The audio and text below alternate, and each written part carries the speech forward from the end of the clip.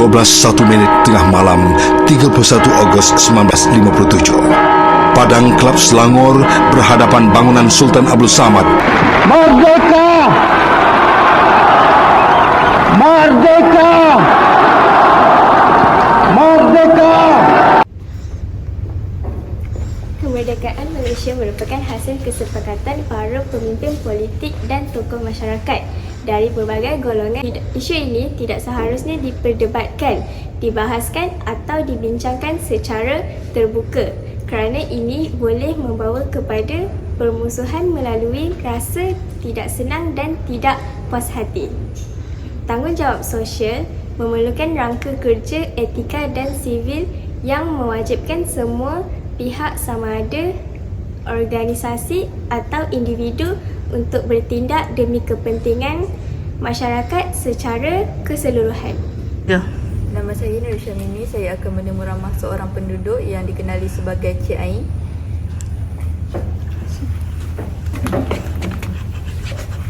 Cik Ain, saya ada beberapa soalan untuk ditanyakan kepada Cik Ain. Soalan pertama, pada pendapat Cik Ain, apakah maksud perpaduan di Malaysia? Okey, bagi saya, maksud perpaduan di Malaysia ini adalah satu proses yang menyatupadukan anggota masyarakat dan sesebuah negara. Kita juga sedia maklum bahawa Malaysia terdiri daripada kaum Melayu, Cina, India, Kadazan dan lain-lain. Soalan kedua, pada pendapat, bagaimana Encik menganggap perpaduan di Malaysia? Adakah Cik rasa perpaduan antara pelbagai kumpulan etnik dan agama negara berjaya? Saya anggap tahap perpaduan Malaysia memuaskan, namun Malaysia kita ini masih dan sering berlakunya isu seperti tidak menghormati adat resam atau budaya sesebuah kaum. Contohnya kaum A tidak menghormati budaya kaum B hingga mencetuskan pergaduhan dan prasangka buruk lalu bermusuh-musuhan. Puncanya mereka sendiri yang tidak menghormati dan mengenali lebih dalam bangsa tersebut. Soalan ketiga, adakah Cik pernah alami apa-apa situasi yang berkaitan tentang masalah perpaduan? Saya tidaklah pernah mengalami situasi seperti ini, tapi saya ada terbaca di laman sosial tentang isu ini. Sebelum itu, maafkan saya sekiranya ada terkecilkan hati mana-mana bangsa sebab ini hanyalah isu yang berlaku di Malaysia. Saya pernah terbaca tentang ada kaum India yang tidak nyaman dengan azan yang dikumandangkan oleh orang Islam hingga mereka mempersoalkan dan ingin azan diberhentikan secara serta-merta. Bagi saya ini adalah kurang sopan kerana tiada kesefahaman dan kehormatan kepada agama kami. Hari ini atas dasar Islam dan juga atas dasar tidak mahu pecah belahkan perpaduan di antara kaum kita. Kita ada Melayu, kita ada Cina, kita ada Dia. Tapi di sebahagian segelintir orang yang memegang jawatan seperti ini yang nak tidak pandai, keluar arahan kata nak halak. Come on lah, why you want to touch the issue now? Kita tanya. Sebab adanya orang seperti ini yang timbulkan isu ni, so benda tu keluar secara tak langsung umat Islam yang kena akan keluar. Soalan terakhir, pada Encik, apa nasihat untuk rakyat Malaysia tentang isu perpaduan ini? Baiklah, nasihat saya ialah saya cuma meminta rakyat Malaysia untuk sentiasa bersatu hati dan membanggakan nama Malaysia kerana negara kita merupakan satu-satunya negara yang terdiri daripada pelbagai jenis bangsa. Tidak kurang juga kita janganlah ada rasa benci hanya kerana melihat kaum lain hidup dengan budaya mereka. Okey, baik Cik Ain, terima kasih. Itu sahaja soalan saya. Sama. Apa khabar? Boleh awak ceritakan sedikit pengalaman awak tentang isu perpaduan yang pernah awak alami? Boleh, saya akan berkongsi cerita pengalaman atuk saya sendiri pada peristiwa 13 Mei pada tahun 1999. Insiden itu ialah rusuhan kaum antara yang berlaku dan kemuncak masalah perpaduan di Malaysia. Tragedi ini telah merangkut nyawa serta harta benda dan mempunyai kaitan yang rapat dengan pilihan raya umum 10 Mei pada masa itu. Saya pun tak pasti, tapi itulah. Ia merupakan satu titik hitam dalam sejarah negara Malaysia kita.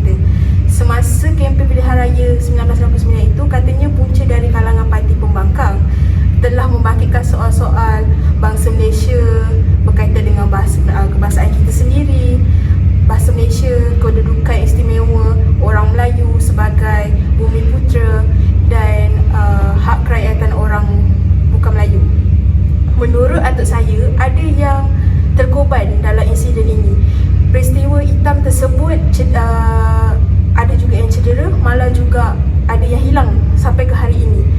Jadi mereka juga pada waktu itu mengisytiharkan darurat. Pada waktu itu, tak silap saya pada 7 malam, start 7 malam 13 Mei tu diorang isytiharkan darurat. Pihak askar mula meronda kawasan-kawasan rusuhan sehinggalah pukul 10 malam. Ramai yang tidak tahu berkenaan perintah berkurung. Diorang ditembak mati, ada juga ditembak kerana berdiri di depan koridor rumah diorang sendiri.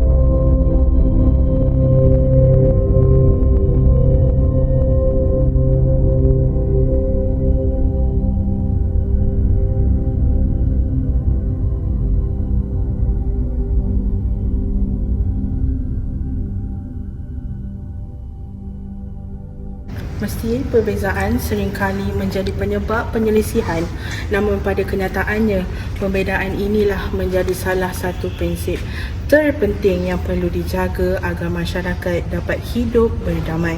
Sebagai penutup wacana, keharmonian sesebuah negara pastinya sentiasa disokong oleh kestabilan politik. Ini jelasnya akan membuka ruang untuk masyarakat dan pemimpin bersatu tenaga dan idea bagi memajukan negara. Perpaduan yang kita bentuk akan menghasilkan keamanan di mana menjadi satu perkara yang diidam-idamkan oleh rakyat negara yang kurang bernasib baik. Masyarakat kita haruslah menjadi lebih cakna dan bersikap sederhana dalam semua perkara seperti yang digalakkan oleh setiap agama.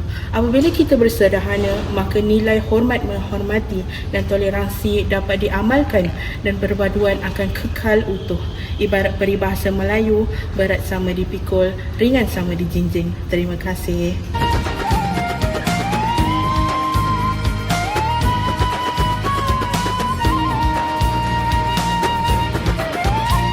Berbeza kita tidak memisahkan. Hulur tanganmu, satukanlah hati. Sandarkan teman, bahumu bahuku, jalinkan perpaduan. Usahku sekan Malaysia nan satu, kita